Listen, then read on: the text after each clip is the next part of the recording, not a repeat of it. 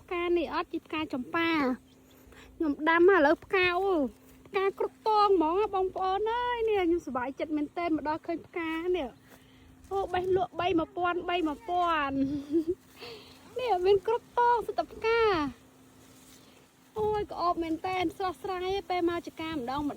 បេះមួយសិនអូយក្អបទៀបនៅដៃហ្មងអ៊ំពូមេងនេះមិញបេះយូរទៅចង់សក់យ៉ានីនហើយសុទ្ធតែផ្កា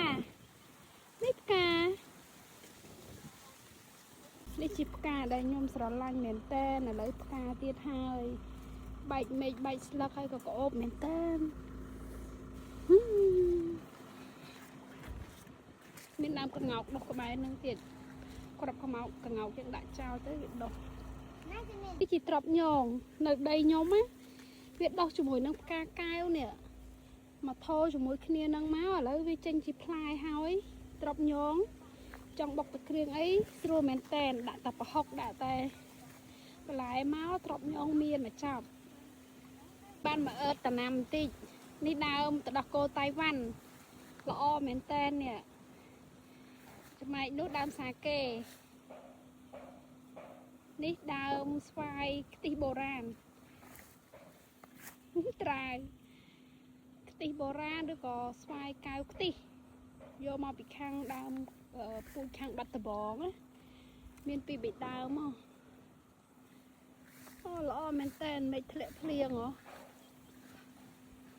នេះដើមព្រីងធំឥឡូវប្រពន្ធណានៃមកគល់អូស្លាស់មុខស្លាស់មាត់ខានមកដីយូរហើយ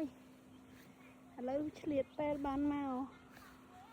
ដើមអាស័យក៏ធំដែរមើលអាស័យអូអាស័យប៉ុណ្ណានៃកាលលើកមុនមានតែម្ដើមឥឡូវរីកមានតាពាំងមានមេឃមកនោះដើមដូងក៏ធំហើយផ្កាស្នោលងពេញដីសិតតែដើមស្នោតែអត់មានផ្កាមានមួយឡើយឯង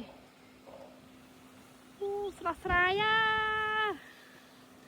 ដើមកង្កោក2 3ខែមុនធ្វើជង្គង់ខ្ញុំសោះឥឡូវមើលនេះវ៉ាវផុតនេះស្មើនឹងចុងកញ្ចុះដែរឡើយហើយល្អមែនតើហ្មងអូដល់កយលឿនមែនតើដើមឈើនេះដើមកទួតរបស់ខ្ញុំកាលមុនធ្វើជង្គង់តែឥឡូវនឹងខ្ពស់ជាងខ្ញុំទៀតមកស្លុកវាលងក្រាស់ផ្អឹសហ្មងនេះប្តីខ្ញុំលះអាក្រោមទៅបានត្រង់ទៅលើអូមែនតើឥឡូវហ្នឹងចេកក៏ល្អដែរហើយផ្កាស្នោនោះផ្កាមើលពីមកទឹកពីអាទិត្យទៀតហ្នឹងមិនបាច់ទេផ្កាស្នោយុតនាអស់ទេនេះពេញដី